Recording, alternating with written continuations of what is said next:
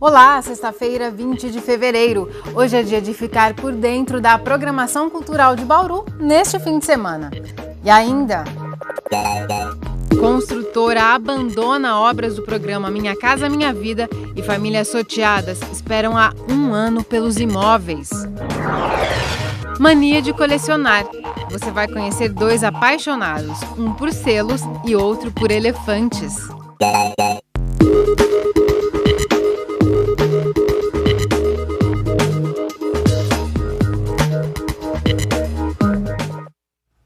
A gente começa esta edição falando da demora na entrega de imóveis do Minha Casa Minha Vida.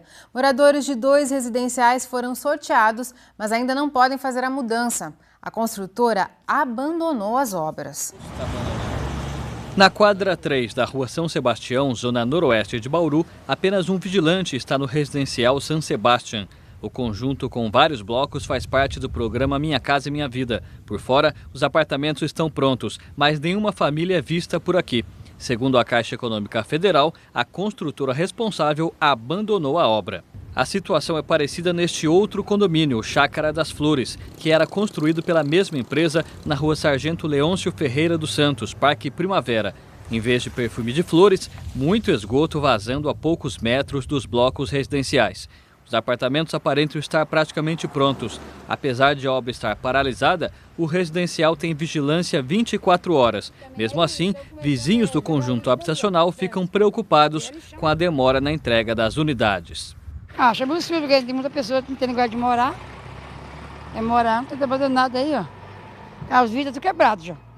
Já tem coisa quebrada aí? Vidro tem. Lá de lá assim tem um monte. Eu penso das pessoas que estão precisando e isso daí tá parado. É ruim, né? Fora o esgoto que tá passando ali. Lourival se inscreveu com a esposa no Minha Casa Minha Vida e foi sorteado para ocupar um dos imóveis. Mas depois de mais de 1 ano de ansiedade, o casal continua morando de favor na casa de um parente. A sensação é de descaso público, né? Porque a gente está aguardando, né, a resposta das autoridades competentes. E até agora nada, né? Não vem nenhuma resposta concreta para nós que fomos sorteados. É complicado. Você está naquilo que não é seu, onde eu deveria estar naquilo que é meu, infelizmente está parado. Segundo a Caixa Econômica Federal, o processo para a substituição da construtora está em andamento. O local está sob vigilância e um novo cronograma de trabalho será apresentado assim que a nova construtora for definida. A Caixa Federal não informou o motivo oficial da desistência da construtora. Enquanto isso, os futuros moradores mantêm a esperança e recorrem à Associação de Moradores do Bairro para cobrar a agilidade. Enquanto a obra não é entregue, como os moradores que dependem daqueles apartamentos estão se virando? Olha, eu vejo aí, às vezes vem perguntar para mim, eu falo, vai na SEBS. Elas vão na SEBS, às vezes recebem aquele aluguel. Um aluguel que ela não tinha onde morar e eles pagam um aluguel até um certo tempo até a entrega da chave. Mas eu estou vendo que essa entrega da chave não está acontecendo. Dá mais ou menos quase 600 apartamentos sem término. Então isso vem a prejudicar 600 famílias. 600 a família 3 dá 1.800. Então nós temos 1.800 pessoas desalojadas sobre esse caso dessa paralisação dessas obras. A vice-prefeita Estela Almagro, coordenadora do programa Minha Casa Minha Vida em Bauru, não foi encontrada para explicar o caso. A gente fala agora de uma manifestação organizada ontem na Unesp. Funcionários e ativistas de direitos dos animais fizeram um protesto contra a morte de gatos no campus em Bauru. Com faixas e cartazes, os manifestantes se reuniram em frente à portaria 1 do campus. Eles pedem uma investigação para identificar o autor da morte de 10 gatos no último mês. Os animais foram encontrados em uma área próxima ao setor de marcenaria e apresentavam indícios de violência. Aqui, por ser um local que tem um campus grande, né, as pessoas abandonam, tem essa prática de abandonar animais, cães e gatos, e eles vão se reproduzindo aqui dentro. E alguma pessoa que provavelmente não gosta, que realmente pode ser considerado um monstro, está matando esses animaizinhos com requintes de crueldade, desde filhotes a gatos adultos, né? Então essa nossa mobilização hoje é para mostrar para a sociedade que a gente não admite mais esse tipo de ato. Em nota, o grupo administrativo do campus da Unesp em Bauru comunicou que medidas estão sendo adotadas para a apuração desse caso. Uma comissão especial formada por docentes e servidores ficou encarregada de apresentar um relatório para direcionar a investigação num prazo de 30 dias. Uma comissão de controle de animais também está sendo instaurada para oferecer um destino adequado aos bichos abandonados na unidade.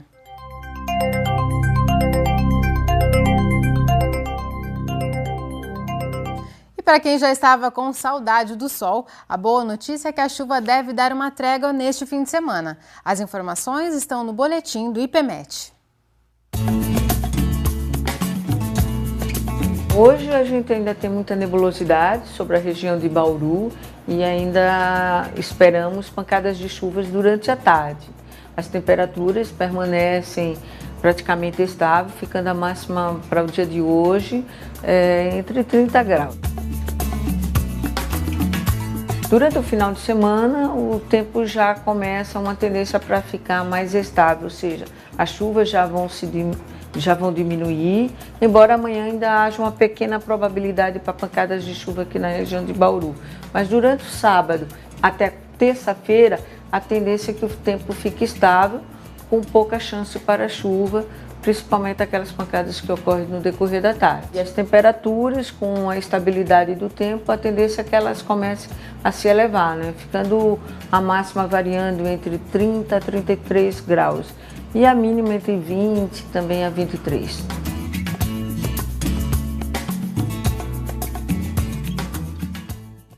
A Secretaria Municipal de Saúde confirmou hoje mais 15 casos de dengue em Bauru, todos contraídos aqui na cidade. Agora são 161 infectados pela doença neste ano, sem nenhuma morte. Para conter o avanço da dengue, a Divisão de Vigilância Ambiental faz vistoria nos bairros com maior incidência. Mas é preciso colaboração de todos, principalmente para evitar o acúmulo de água em recipientes, o que favorece a criação do mosquito transmissor. Depois do intervalo, a gente fala da mania de colecionar. De todos os tipos de selos a miniaturas de elefantes, objetos que podem valer milhares de reais. É daqui a pouco, continue com a gente. Certos objetos despertam verdadeiras paixões em algumas pessoas. Estamos falando do hobby de colecionar. Nós vamos conhecer as histórias por trás de uma coleção de selos e outra de miniaturas de elefantes. São centenas de páginas de pura paixão pelos selos. Seu Isídio começou a coleção há 40 anos. Hoje é um dos maiores filatelistas de Bauru. A curiosidade de um jovem virou a dedicação de uma vida inteira a estas pequenas estampas. Os selos antigamente eram vendidos em bancas de revista. Eu vi aqueles pacotes e andei comprando alguns e fui me interessando, né? E quando eu tive acesso aos editais de selo, que é a chamada certidão de nascimento do selo, aí ficou mais fácil de poder entender toda essa coisa de coleção. São cerca de 3.000 selos, cada um com uma característica e valor. Esta página aqui custa R$ 1.200. Já a coleção, em homenagem ao cardeal Pacelli, que depois virou o Papa Pio XII, pode variar de R$ 480 a R$ 14.000. E essa figurinha não falta à toa. A estampa de Getúlio Vargas pode chegar a exorbitantes R$ 18.000. Esse é o selo do Correinho lá, que novo custa R$ 18.000, né? É um tiro muito alto, né? Outros não valem tanto assim, mas tem boas histórias para contar. Na comemoração do 1000º gol do Pelé, uma bola fora dos Correios. O Correio lançou cerca de 1 milhão desses selos e muitos comerciantes compraram achando que ia ter um valor razoável por causa do 1000º gol. Aconteceu o contrário. E aqui está um grande contraste. O Pelé não fez o 1000º gol com a camisa da seleção brasileira, né? Então esse aqui foi o chamado o mico da filatelia. Os valores são estimados a partir deste catálogo, atualizado anualmente. Nele dá para consultar o preço a partir da tiragem e estado do selo, se foi carimbado, se está inteiro ou rasgado ou se nunca foi postado. Tudo está arquivado em ordem cronológica. Os mais antigos são os de maior afeição, os olhos de boi. Foi a primeira série lançada no Brasil na época do Império, em 1843. E se tornaram mais valiosos ainda porque eles foram dados de presente por uma pessoa muito especial. Como ele é colecionador, eu sabia que ele estava querendo adquirir esses selos e nós conhecíamos um vendedor, né, de selos e falei, ó, o Zito está querendo esses selos aí, mas o senhor tem que dar uma ajudadinha aí para mim, né? Eu quero comprar, mas eu preciso dividir esse preço. Aí ele me fez uma proposta boa e dei de presente para ele de Natal. Foi uma surpresa, né? Uma surpresa, que era uma coisa que eu gostaria de ter e eu, na época eu mesmo ir lá comprar ia ficar um pouco difícil. Um amor antigo, alimentado pela satisfação em ver páginas cheias de boas histórias. É gostoso você recortar o ravide, colocar o selo dentro no álbum, né? Encher uma página, né?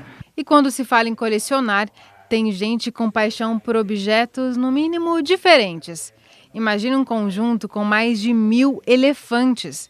Ainda bem que são miniaturas, senão ia ficar difícil ter espaço para acomodar as 1018 peças. Maurício Lima Verde é o maior colecionador desse animal no Brasil. Começou com um exemplar e dali a pouco tinha estantes lotadas de miniaturas. Eu estava numa loja com os amigos e eles foram comprar outras coisas e eu vi essa família aqui, que era da Etiópia, e eu comprei. Eu comprei e trouxe, e depois devagarzinho foi indo, os amigos sabem que a gente tem, vão oferecendo. Eu não conheço ninguém que tem uma coleção desse tamanho. São muitas cores, os materiais variam bastante também. Vidro, madeira, muitos de porcelana. E tem este bem pequenininho, talvez o mais diferente da coletânea. Esse daqui talvez seja o mais original possível, porque ele foi esculpido num dente humano. Você repara, esse aqui é um dente que uma pessoa fez, me deu de presente, que é um dente humano. Foi um francês que ele me deu, ele veio pequenininho e muito frágil demais. Desde quando começou, ele estabeleceu um critério: nenhum pode custar mais que $20. Durante anos, a coleção aumentou rapidamente. São peças de mais de 40 países. Mas agora ficou difícil encontrar exemplares originais. Hoje, para ampliar a coleção dentro dessa faixa, é um limite que eu me pus, porque senão você tem elefante de $1000. O que está complicado hoje é que está muito difícil eu arranjar originais que eu não tenha. Colecionar realmente é um passatempo divertido. E nessa hora, de selo a elefante, o importante é o preço caber no bolso. No próximo bloco você confere a agenda cultural. E daqui a pouco voltamos já. É hora de programar o fim de semana e começamos com uma dica de cinema, ou melhor, para os cinéfilos. O Sesc segue com a mostra Sombras que Assombram, com clássicos do expressionismo alemão. Nossa equipe conversou com o Fabrício Mesquita, que é pesquisador da área. Ele explica quais são as marcas desse estilo cinematográfico. O cinema expressionista, ele nasceu e morreu com guerra, né? Começou a partir do final da Primeira Guerra Mundial, em 1920, né? E durante toda a década de 20 foram feitos esses filmes a partir da destruição da Alemanha pela Primeira Guerra Mundial. Então você imagina, você tinha uma sociedade totalmente destruída, com fome, sem trabalho, carecendo de vários elementos estéticos que haviam perdido até com a guerra. E começa esse movimento que, assim, vem de dentro do próprio sistema do cinema alemão. Ele não precisou de nenhuma ajuda ou nenhum conselho de um cinema internacional. Ao contrário, o cinema internacional se interessou pelo cinema alemão, principalmente por essa originalidade. O que seria essa originalidade? O preto e branco, né? A questão que a gente chama do chiaro escuro, extremamente contrastante. Os cenários totalmente fora de perspectiva, não há uma perspectiva linear, é tudo muito distorcido. Os atores são todos maquiados, com expressões muito dramáticas. Então, na verdade, esse foi um movimento mesmo para a sociedade meio que se reorganizar esteticamente, né?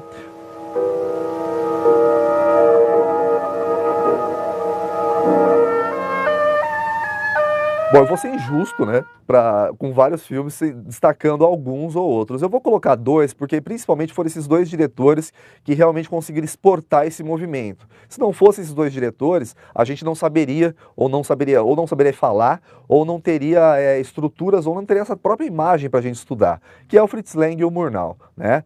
Dois filmes em particular. O primeiro é o Fausto da obra do Goethe, né, filmada pelo Murnau. E o segundo é o Metrópolis, do Fritz Lang, que até hoje, é um clássico, com efeitos especiais que até hoje ainda se tem dúvida e não se sabe como se fez. Murnau e Fritz Lang eram perfeccionistas ao máximo, de uma maneira que deixavam atores exaustos. Então esses dois eu destaco por eles terem conseguido tirar esse movimento de dentro da Alemanha e levar para o mundo.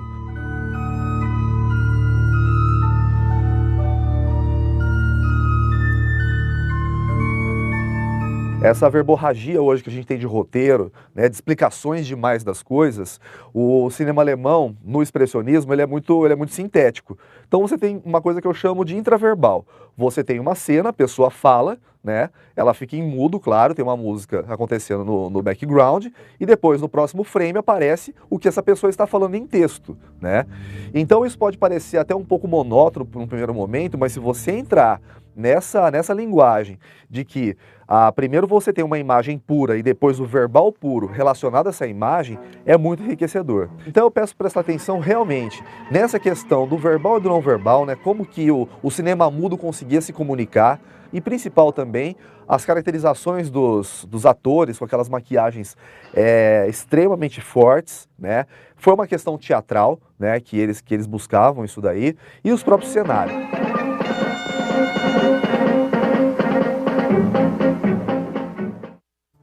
A mostra segue até a semana que vem. Anote aí então as duas exibições deste fim de semana. Hoje à noite tem o filme O Golem, às 7h30, e amanhã, às 6h30 da tarde, é a vez do pai de todos os vampiros do cinema, Nosferatu. Quer aprender um pouco mais sobre o cinema alemão? Ainda no sábado, às 4 da tarde, o Fabrício Mesquita, que você viu aí na reportagem, dá um workshop sobre o tema. É de graça, no auditório do Sesc. Saímos do circuito mais alternativo para o que está em cartaz nas telonas. E já que a cerimônia de entrega do Oscar é neste domingo, a gente destaca mais um concorrente. É Sniper Americano, dirigido por Clint Eastwood. O filme conta a história verídica de Chris Kylo, o atirador mais letal da história militar dos Estados Unidos. Apesar de ter matado mais de 150 pessoas, Chris recebeu várias condecorações. Sniper Americano concorre ao Oscar em 6 categorias, entre elas a de melhor filme, melhor ator e melhor roteiro adaptado. Vamos então conferir um pouquinho do filme. Hold on, I got a woman and a kid 200 yards out, moving towards the convoy.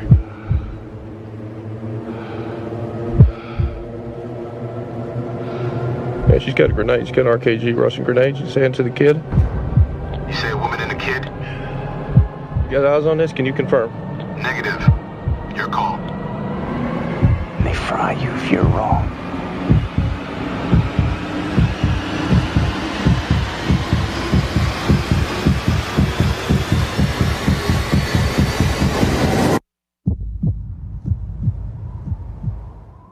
Sniper Americano está em cartaz em todos os cinemas de Bauru. A classificação indicativa é de 16 anos. Agora a gente fala de música. Hoje à noite tem Marcelo Gross no Jack. O guitarrista da banda Cachorro Grande volta a Bauru com a turnê solo Gross Summer Tour 2015.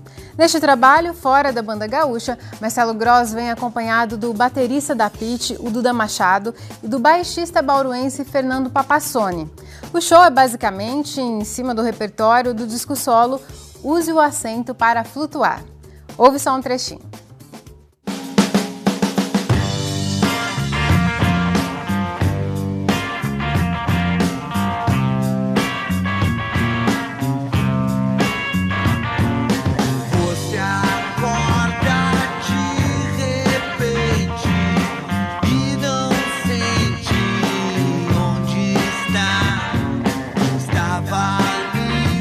Livre em um sonho e show é hoje às 11 da noite no Jack. Os valores dos convites variam entre R$10 e R$20. E na tarde do domingo, o Sesc recebe a banda Varal de Renda. O nome faz alusão à mistura de ritmos, timbres e à leveza sonora das composições. O repertório traz influências do jazz, da black music e tendências experimentais da MPB.